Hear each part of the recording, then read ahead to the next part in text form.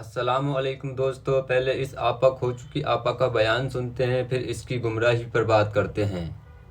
میرا نام سلطانہ ہے، میں چھتیس گڑھ بلاسپور سے ہوں۔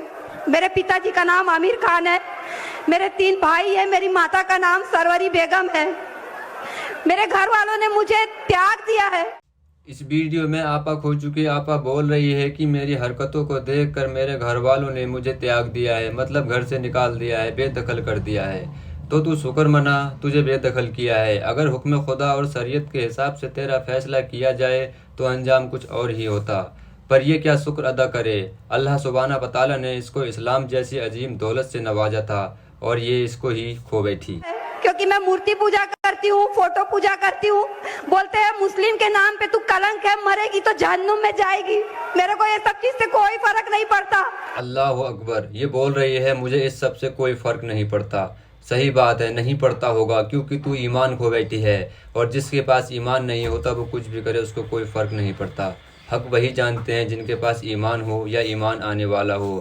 اللہ ہم سب کو تعمر ایمان پر قائم رکھے اور ایمان کی حالت پر موت نصیب فرمائے۔ ہندو دھرم سے اچھا کوئی دھرم ہو ہی نہیں سکتا کبھی۔ یہاں بابا جی کا ری ایکشن دیکھ کر ایسا لگ رہا ہے جیسے یہ بابا کی زبان بول رہی ہو یا بہت اچھا سبق سنا دیا ہو اس نے، پر یہ جو بھی بولے اس کے بولنے سے کوئی فرق نہیں پڑنے والا، کیونکہ اسلام جن کے سینوں میں بسا ہے ان کے لیے یہ سب ایک ڈھونگ ہے، ناٹک ہے، اس کے علاوہ کچھ نہیں۔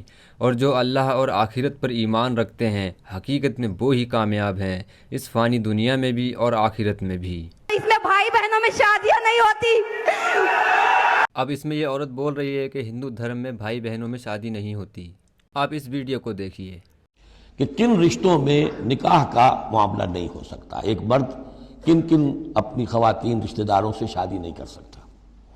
حرمت علیکم امہاتکم، حرام کر دی گئی تم پر تمہاری مائیں، نمبر 1، وبناتکم، تمہاری بیٹیاں، واخواتکم، اور تمہاری بہنیں، وعماتکم، اور تمہاری پھوپھیاں، وخالاتکم، اور تمہاری خالائیں، وبنات الاخ، اور بھائی کی بیٹیاں یعنی بھتیجیاں، وبنات الاخت، اور بہن کی بیٹیاں یعنی بھانجیاں، وامہاتکم اللاتی ارضعنکم، اور تمہاری وہ مائیں جنہوں نے تمہیں دودھ پلایا ہے، واخواتکم من الرضاعۃ، اور تمہاری دودھ پلانے والیوں کی بیٹیاں کہ جو تمہارے اب بہن بن گئی ہیں رضاعی، وامہات نسائکم، اور تمہاری بیویوں کی مائیں یعنی ساس جن کو ہم کہتے ہیں خوش دامن، وربائکم اللاتی فی حجورکم، اور اگر وہ کہ جو ربیبہ ہوں جو تمہارے ہاں پلی بڑھی ہوں، من نسائکم اللاتی دخلتم بہن، ربیبہ یا ربیب اس کو کہتے ہیں کہ ایک عورت کے پہلے کوئی اولاد تھی، آپ نے ان سے شادی کی ہے تو وہ اولاد بھی ساتھ لے آئی ہے، اب وہ آپ کی بیٹے بیٹیاں ہی ہو گئی آپ کی، لیکن وہ آپ کے حقیقی بیٹے بیٹیاں نہیں، ربیب کہلاتے، ربیب اور ربیبہ۔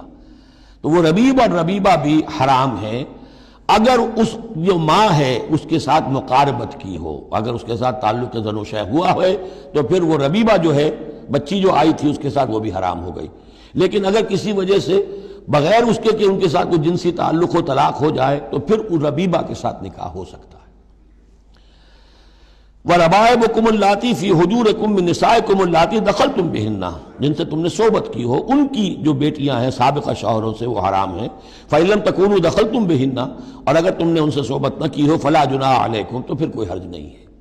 وَحَلَائِلُ أَبْنَائِكُمْ، اور تمہارے بیٹوں کی عورتیں یعنی بیٹوں کی بیویاں، بہو جن کو ہم کہتے ہیں، تمہاری بہو ہیں، الذین من اصلابکم، لیکن بیٹے وہ جو تمہارے اپنے صلب سے ہوں، اپنے صلبی بیٹے، منہ بولے بیٹے کا معاملہ نہیں ہے۔